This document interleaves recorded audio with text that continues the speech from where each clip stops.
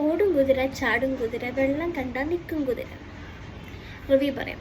അതിന് മുമ്പ് നമുക്കൊരു പ്രൊഡക്റ്റും കൂടെ പരിചയപ്പെടാം. മേബിലൈൻ്റെ സൂപ്പർ സ്റ്റേ ടെഡി ടിൻറ്റ്. കുറേ ഇൻഫ്ലുവൻസേഴ്സ് കണ്ടിട്ട് ഞാൻ മേടിച്ചാണ്.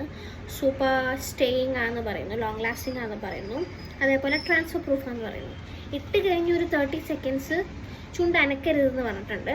സോ നമുക്ക് ഇട്ടിട്ട് ഈ റിവ്യൂ കഴിയണ വരെ നമുക്കൊന്ന് ടെസ്റ്റ് ചെയ്ത് നോക്കാം. ഇത് ഷെയ്ഡ് എന്ന് പറയുന്നത് കോഫി ഡേറ്റാണ്.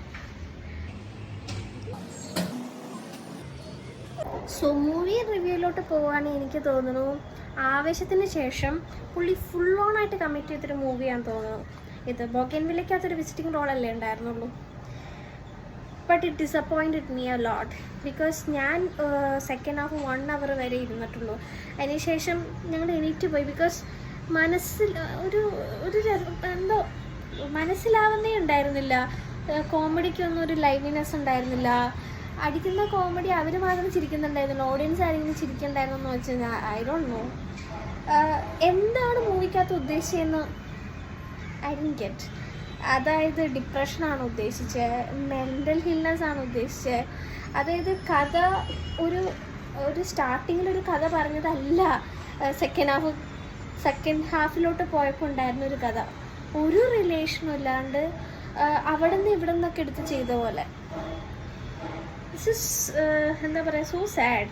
ബിക്കോസ് അയാളെപ്പോലൊരു നടൻ്റെ ഡേറ്റും കിട്ടി. അതൊരു ലൈക്ക് നമ്മുടെ ഒരു അസറ്റ് പോലെ ഞാൻ ഫഹദിനെയൊക്കെ കാണുന്നത് മലയാളം ഫിലിം ഇൻഡസ്ട്രിയുടെ.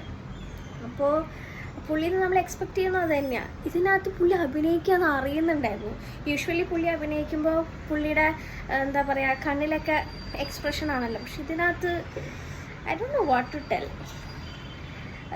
ഇതിന് നല്ല പടങ്ങൾ വേറെ ഓണത്തിന് റിലീസായി, ലോക്ക, ഹൃദയപൂർവ്വം, മേ ബി അത് മതിയായിരിക്കും. സോ നമുക്കിത് ടെസ്റ്റ് ചെയ്യാം. ട്രാൻസ്ഫർ പ്രൂഫാന്ന് പറഞ്ഞിട്ട് ഇതിന് നല്ല പ്രൊഡക്ട്സ് മാർസിൽ കിട്ടും കേട്ടോ. ഇതിന് 500 രൂപ എങ്ങാണ്ടാവും. അതിനുള്ള വർത്തില്ല.